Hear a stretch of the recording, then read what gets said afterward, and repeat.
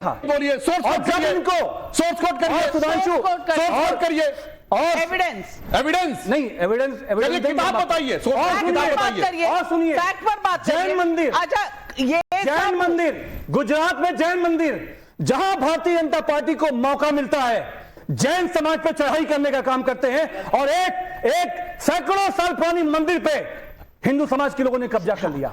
और गोमती एविडेंस है, गोमतगिरी आंकड़े हैं, गोमतगिरी मध्य प्रदेश में क्या हुआ, कोई डॉक्यूमेंटेशन है जिसके बेसिस पर आप ये गोमतगिरी मध्य प्रदेश में क्या हुआ। हमारे जैन साहब बैठे हैं, हो सकता है कि गैर हिंदू हैं, जैन समाज की भी इनको थोड़ा चिंता हो, ये बता देंगे। गोमतगिरी में हिंदू समाज के लोगों ने मंदिर को कब्जा किया। मेरा सवाल सिर्फ ये है कि ये जो हजारों साल के इतिहास हैं, मंदिर खोदना, मस्जिद खोदना, बौद्ध मत खोदना, जहां पे जिस मंदिर में जाइए बुद्धा की मूर्तियां निकलती हैं। कल लोग आएंगे कहेंगे साहब मंदिर गिराइए, मंदिर का सर्वे कराइए, बड़ा यही होगा इस देश के अंदर।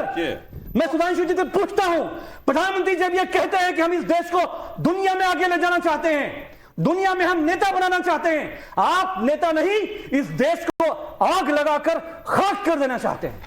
अब मैं बताता हूं सरेआम कैसे झूठ बोलता है कोई व्यक्ति दिखाई पड़ रहा है। अभी वारिस पठान ने बोला जूनागढ़ गुजरात में क्या हुआ, पूरी बात बोले। अब आप बोल चुके सर, जैन मंदिर कब्जा किया आपने, आप बोल चुके, आपने जैन मंदिर कब्जा किया कि नहीं सर? बोल गोमतगिरी मध्य प्रदेश में जैन मंदिर पे कब्जा हुआ कि नहीं?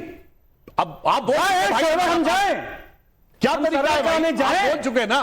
अरे हम कह रहे हैं हमें बोलने की जाए, दंगा करवाएं, कुछ करवाइए, जैनों को लड़वाएं, धमकी किस बात की है? ये धमकी किस बात की है? जाइए, देश में संविधान है, कोर्ट जाइए। अब देखिए अमीर जमाई जी ने आए बाएं साएं बोला, अभी उसका पहला प्रमाण ये कह रहे हैं मुसलमानों ने बड़ा उदार हृदय दिखाया और सुप्रीम कोर्ट को स्वीकार किया। भैया कान में तेल डाले बैठे तो वारिस पठान तो बोले कयामत बाबरी मस्जिद रहेगी और हम हमेशा मानते। मेरे भाई एक तरफ ये बोल रहा, दूसरी तरफ ये बोल रहा, सरेआम झूठ इसे कहते हैं।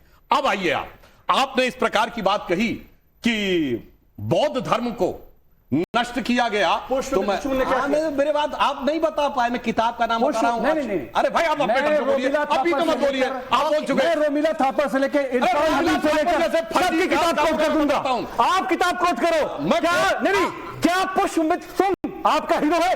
ओके आपका हीरो है भैया, चिल्लाओ नहीं, जाओ किताब कोट करो। आपका हीरो है, अरे भाई किताब कोट कर रहा हूं। मित्र आपका हीरो है, आपका हीरो है। अपने टाइम पे बोलेंगे, दूसरे में बोलेंगे।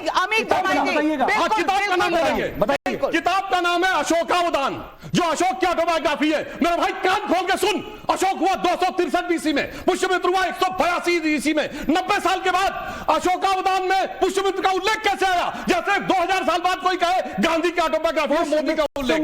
अब चुप रहिए, सुनिए। हुकूमत खत्म करके कब्जा करा। शुंग डायनेस्टी कैसे बनी? क्या तरीका है भाई? शुंग डायनेस्टी कैसे बनी? आप झूठ बोलेंगे मैं रोकूंगा आपको। आप झूठ बोलेंगे मैं रोकूंगा आपको। काउंटर का समय शुंग डायनेस्टी कैसे बनी? मैंने नहीं बोला, आप नहीं कोट कर पाए, आप हवा में बोल रहे थे। आप सुनो अमीर के भाई कान खोल के सुनो। आरएसएस की किताब समझ बोलिएगा, आरएसएस की किताब समझ बोलिएगा। क्या तरीका है ऐसे बदतमीजी करने? ये तरीका नहीं होता डिबेट का। अमीर जमाई, अब सुनो कान खोल के। डॉक्टर अंबेडकर ने लिखा writings and speeches of Babasaheb Ambedkar, सरकारी किताब है, published by Maharashtra government in 1987, then republished by central government in January 2014 by ministry of social justice and empowerment. सुना उसमें है chapter number 9 decline of Buddhism, page number 229। उसका last paragraph में लिखा हुआ है there is no doubt about it that the destruction of Buddhism was done by the invasion of मुसलमान। नरेंद्र मोदी के गुजरात में जैन मंदिर पे हमला हुआ। जैन में 1000 साल पहले जा रहे हैं, 1000 साल पहले किया। जहां ताकत में आते हो माइनॉरिटीज पे हमला करते हो, चाहे वो जैन हो, सिख हो, मुसलमान हो। यही इतिहास है आपका।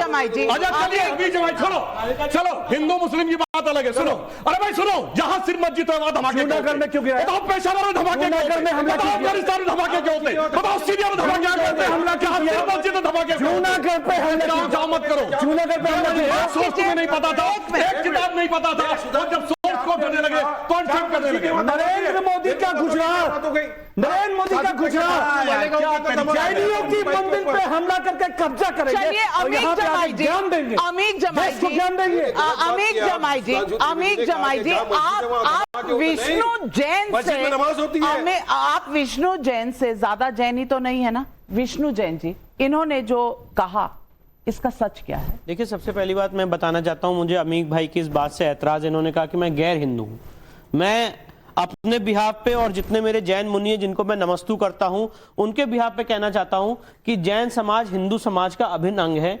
तो जो ये बोल रहे हैं कि हम अलग हैं या हिंदू समाज अपने आप को हिंदू समाज का व्यक्ति नहीं मानते हैं, ये गलत बोल रहे हैं। मैं उतना ही सनातनी और उतना ही जैन हूं, हम दोनों एक दूसरे के अभिन्न अंग हैं। अगर आपको जैन सभ्यता को समझना है तो जाके रणकपुर के जैन मंदिर को देख लीजिए, जहां पे भैरव भैरवी की पूजा होती है और हमेशा हिंदू और जैन मंदिर साथ में बने। पहली बात। अमीक भाई को बड़ी चिंता थी गिरनार में क्या हो रहा है। नाविका जी, एक बहुत मर्मम घटना बताना चाहता हूं। 2013 में सुधांशु जी यहाँ पे, उनको अच्छे से याद होगा, और ये मैंने इसके ऊपर केस किया था, मेरे पास इसका एफिडेविट पूरा रिकॉर्ड है। जब 2013 में फरवरी में अखिलेश सरकार आई थी तो हमारे लखनऊ में एक बुद्धा चौक होती थी, बुद्धा पार्क होता था और महावीर चौक थी। वहां पे महावीर जी की मूर्ति तोड़ दी थी नमाज के बाद, ठीक है। बुद्धा जी की मूर्ति, वीडियो है उसका, उसके ऊपर पेशाब की गई थी, ठीक है। मैं नेशनल चैनल जब आजाद मैदान में अमर जवान ज्योति तोड़ी और सुनिए, और नाविका जी, हमने रिप्रेजेंटेशन दिए गवर्नमेंट को कि हमारी महावीर जमाई साहब, एक तो ये बोलते हैं जो बोलते हैं, दूसरी तरफ से राम गोपाल यादव जी बोलते हैं। राम गोपाल यादव जी कहते हैं छोटे छोटे जज देश में आग लगवा रहे हैं।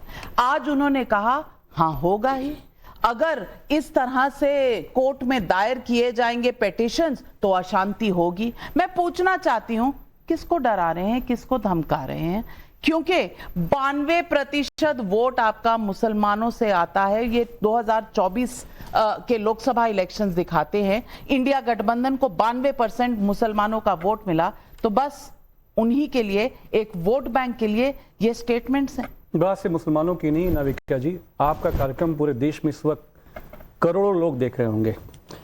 आप बात कर रही हैं कि जो सांप्रदायिक उन्माद है, पोलराइजेशन की जो राजनीति है इस देश के अंदर, शिलान्यास से आप उठाइए, राम मंदिर का जो प्रोजेक्ट था भारतीय जनता पार्टी और जो ये आंदोलन इस देश में चलाया गया, इस देश को क्या मिला?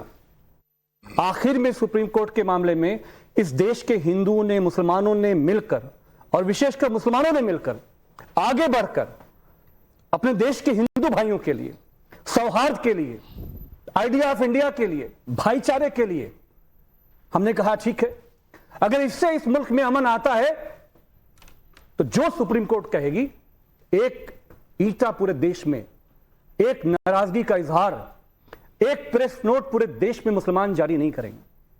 और जो लोग इसके जानकार हैं वो ये जानते हैं कि सुप्रीम कोर्ट के बाद जब फैसला आया तो इस देश के सब लोगों ने माना। लेकिन क्या जब प्रधानमंत्री जी हमारे देश के विकसित भारत, पता नहीं कौन सा भारत, और इस देश में आप देखिए दूसरी तरफ 65% माएं इस देश में पहली बार जब वो मां बच्चा पैदा करती हैं तो कुपोषण है। इस देश के अंदर 70% विश्वविद्यालयों में, सुधांशु जी संसद में हैं, इनको आंकड़े बहुत पता हैं, शिक्षक नहीं है हमारे देश के विश्वविद्यालयों में। और ग्रामीण उत्तर प्रदेश चले जाइए, हमारा ग्रामीण भारत में चले जाइए, सेप्ट्रान का टैबलेट अस्पताल में नहीं मिल रहा है। झांसी में क्या हुआ? एनआईसीयू के अंदर वो बच्चा कौन था जिसने अभी आंख भी नहीं खोली थी? हिंदू था, मुसलमान था, मंदिर में जाएगा, मस्जिद में जाएगा, बौद्ध मंदिर में जाएगा, जैन मंदिर में जाएगा, किसी को नहीं पता। इसीलिए अखिलेश यादव जी कहते हैं कि इस देश में पॉजिटिव पॉलिटिक्स कब होगी। पॉजिटिव पॉलिटिक्स का मतलब यह है कि जब प्रधानमंत्री जी जो कहते हैं वो करते क्यों नहीं है? क्या यह बात सही नहीं कि पुष्पमित्र शुंग का, जब हम इतिहास में जाएंगे, हम इतिहास के छात्र हैं, स्टूडेंट रहे हैं, पुष्पमित्र शुंग ने इस देश के अंदर यहां से लेकर अफगानिस्तान तक, नाविका मैम, पूरे देश में उसने जो है बौद्ध मठों को जमीन में दफना दिया। आपका नाम बताइए, हवा मत दफना दिया था।